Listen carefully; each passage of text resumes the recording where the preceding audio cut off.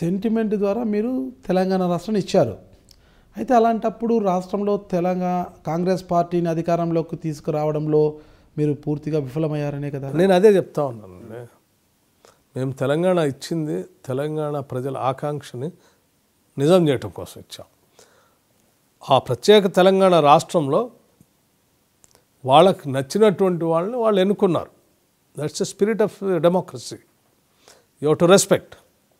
అయితే మేము వాళ్ళు ఏ ఉద్దేశంతో అయితే తెలంగాణ కోరుకున్నారో ఆ ఉద్దేశాలు నెరవేరాలని మేము తెలంగాణ ఇస్తే అవి అధికారంలో వచ్చినటువంటి ప్రభుత్వాలు నెరవేర్చట్లేదు, వాళ్ళేం వేరే ఉద్దేశంతో తెలంగాణ రాష్ట్రాన్ని వాడుకుంటున్నారు అనేటువంటి వాస్తవాలను మేము ప్రజలకు చెప్పగలిగితే మళ్ళీ ఆ అసలు ఉద్దేశాల కోసం తెలంగాణ రాష్ట్రాన్ని కాంగ్రెస్ పార్టీ చేతిలో పెడితేనే అవి నెరవేరుతాయి అనేటువంటి ఆలోచనకు వస్తూ ఉన్నారు. ఇప్పుడు ఆ దిశలోనే ఇప్పుడు ప్రయాణం చేపిస్తూ ఉన్నాం. ఇప్పుడు మీరు అన్నారు ప్రజలకు టీఆర్ఎస్ నచ్చింది కదా అనేసి, తెలంగాణ ప్రజలు టీఆర్ఎస్ని గెలిపించుకున్నారు అనేసి. Of course yes. ఆ రోజు మీరు అసలు తెలంగాణ ప్రజలకు ఎందుకు నచ్చలేదు?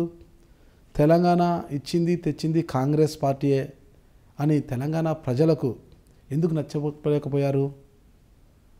అసలు మీరు కోరుకున్న బంగారు తెలంగాణ వచ్చిందంటారా? అప్పటికే మేము 10 ఏళ్ల నుంచి రాష్ట్రాన్ని పరిపాలన చేస్తూ ఉన్నాం. ఉమ్మడి రాష్ట్రంలో ఏపీ ముఖ్యమంత్రులు ఉన్నారు, తెలంగాణ ముఖ్యమంత్రి లేరు కదా. అంటే మమ్మల్ని కాంగ్రెస్ వాదులుగానే చూస్తున్నారు తప్ప సపరేట్ వ్యక్తులుగా చూడలేదు. అప్పటికే 10 సంవత్సరాల నుంచి కాంగ్రెస్ పార్టీ ఈ రాష్ట్రాన్ని పరిపాలన చేస్తాం. పోనీ ఈ రాష్ట్రాన్ని ఎక్కడి నుంచి పరిపాలన చేస్తూ ఉంది? ఏదో అమరావతి నుంచో విశాఖపట్నం నుంచో పరిపాలన చేయలే, హైదరాబాద్ నుంచే పరిపాలన చేసింది. అంటే మమ్మల్ని యాంటీ ఇన్కంబెన్సీ 10 years చేసిన విధానం కావచ్చు. తర్వాత ఆ లాస్ట్ 3 years ఏదైతే ఉందో ఈ తెలంగాణ ప్రత్యేక ఉద్యమం వలనో లేకపోతే సమైక్యవాదం అనేటువంటి ఉద్యమం వలనో ఈ 3.5 సంవత్సరాలు గవర్నెన్స్లో ప్రజలు కొంత ఇబ్బంది పడ్డారు. ఈ ఉద్యమాల వలన పాలనా యంత్రాంగం ద్వారా ప్రజలకు అందాల్సిన కొన్ని పనులు సక్రమంగా సరైన సమయంలో అందలేకపోయినాయి. సో ఆ గవర్నెన్స్ వాళ్ళలో కొంత అన్రెస్ట్ కూడా దారితీసింది. సో ఆ అన్రెస్ట్ వలన కూడా రైట్ ఇంకొక ప్రభుత్వం ఏదో కొత్త మాటలు చెప్తా ఉంది. నేనేదో 3 ఎకరాలు ఇస్తా అంటున్నాడు పేదవాళ్ళకి, భూమి లేని దళిత గిరిజనులకి. అట్లాగే డబల్ బెడ్రూమ్ ఇల్లు ఇస్తా అంటున్నాడు, ఇంటికో ఉద్యోగం ఇస్తా అంటున్నాడు.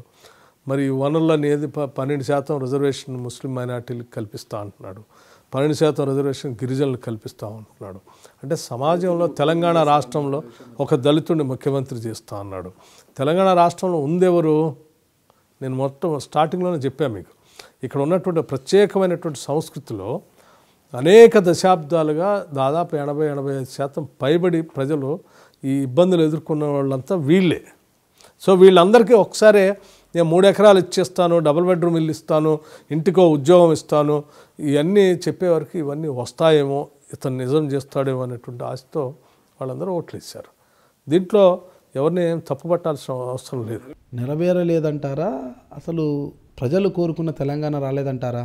డెఫినెట్గా ప్రజలు ఆశించిన తెలంగాణ పరిపాలన అయితే రాలేదు. తెలంగాణ రాష్ట్రం వచ్చింది ప్రజలు ఆశించినట్టుగా, పరిపాలన మాత్రం ఆ రకంగా లేదు. ఎందుకంటే ఇతను చెప్పిన 3 ఎకరాల భూమి ఈ రేంజ్లో పంచుకుంటూ పోతే 300 సంవత్సరాలు పడుతుంది. నేను మొన్న అసెంబ్లీలో మాట్లాడినప్పుడు కూడా లెక్కలతో సహా చెప్పాను. అట్లాగే డబల్ బెడ్రూమ్ ఇల్లు, అట్లాగే ఇంటికో ఉద్యోగం, అట్లాగే 12% రిజర్వేషన్, అట్లాగే ఇంకో 12% రిజర్వేషన్, ఇవన్నీ కూడా ఏమీ ప్రధానమైన అంశాలు ఏమీ చేయట్లేదు. అంటే ఇచ్చిన హామీలు ఏమీ చేయట్లేదు. ఇవ్వని పనులు మాత్రం టేకప్ చేసి ముందుకు పోతా ఉన్నాం.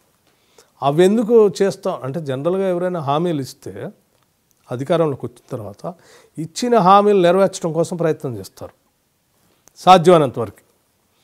కానీ ఈ ముఖ్యమంత్రి ఇచ్చిన హామీలన్నీ కూడా, ఉదాహరణకి ఇళ్ళు కానీ, 3 ఎకరాల భూమి కానీ, ఉద్యోగం కానీ, రిజర్వేషన్, ఇవన్నీ కూడా ఏదో ఓట్లు పొందడానికి పనికొచ్చాయి కాబట్టి ఆ పని అయిపోయింది.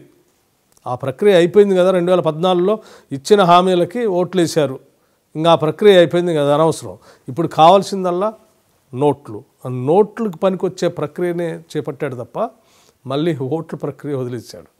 నోట్ల ప్రక్రియ ఏంటంటే ఈ ఇరిగేషన్ ప్రాజెక్టులు రీడిజైనింగ్, ఆ రీడిజైనింగ్ పేరు మీద లక్షల కోట్ల రూపాయలు పెంచేయటం, వాటిల్లోంచి రకరకాల సైఫనింగ్ ఆఫ్ కావటం, ఇవన్నీ రాష్ట్ర ప్రజల యొక్క వనరులన్నీ కూడా దోపిడీకి గురవుతూ ఉన్నాయి. అది ప్రజలు ఇప్పుడు గమనిస్తూ ఉన్నారు.